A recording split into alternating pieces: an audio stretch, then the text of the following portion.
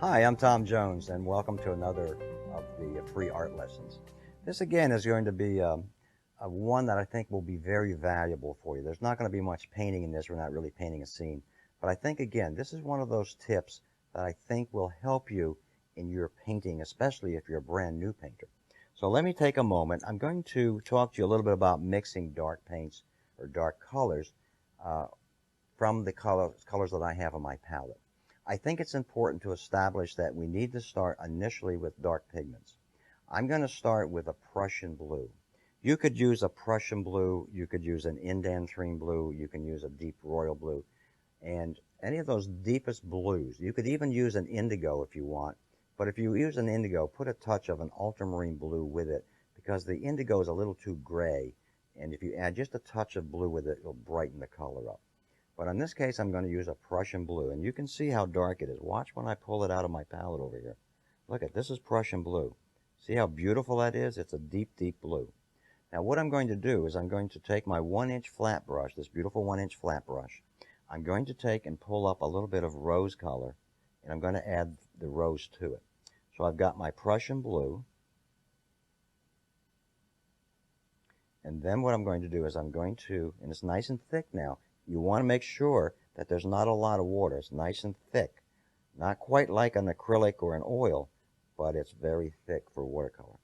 I'm going to come in and I'm going to put down some beautiful bright or dark color. Look how beautiful that looks. See, that's dark. Now what I'm going to do is I'm going to leave my brush here. I'll go to my 3/4 inch brush and I'll pick up a little bit of the Prussian blue in this case, and I'll pick up a little hooker green and get a darker green. So now I have another color, so I have a little variety going on. Now what I'll do is I'll establish a little bit of this green color, and notice how I have a little variety going on now. This has a little bit of the rose with the Prussian. This has a little bit of the green with the Prussian. Let's go back, in this case, and just use the Prussian by itself. We pick up some more Prussian, and we'll add just the Prussian in there. Now what I want to do is I'm going to take and I'm going to establish a little bit of interest here, and I'm going to do it by adding just a little bit of my cerulean blue, just for a little fun. So I'm going to take a cerulean blue. Now you might say, gee, Tom, that's not very dark. Well, it's not, but it's going to add just a touch of interest in this area. And I say just a touch. So I'm going to put just a little cerulean. Now I'm going to come back, pick up some more Prussian, and I'm going to put some Prussian next to it. And you get this wonderful little interesting effect going on in your darks. So I can take and splatter a little bit of that cerulean blue in there. And how interesting and juicy now these darks are. But you must start with darks first. You must, with the dark pigments first. You must start with like a deep Prussian blue, an indanthrene blue, royal blue, any of those colors. If you start with light blues, you can't get it dark enough. Now, there are other ways to make darks as well. This is the way I like to make darks, and I think you'll find it an easy way.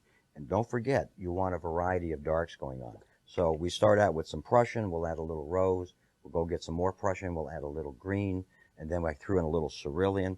You can even come back and just use a little touch of the hooker green all by itself and have a nice, interesting variety of colors going on in your dark backgrounds or dark areas, on buildings, on mountains, and anywhere you think that it needs dark for your landscape. This is a beautiful way of doing it. I hope that this tip has helped you. Thank you for joining me today.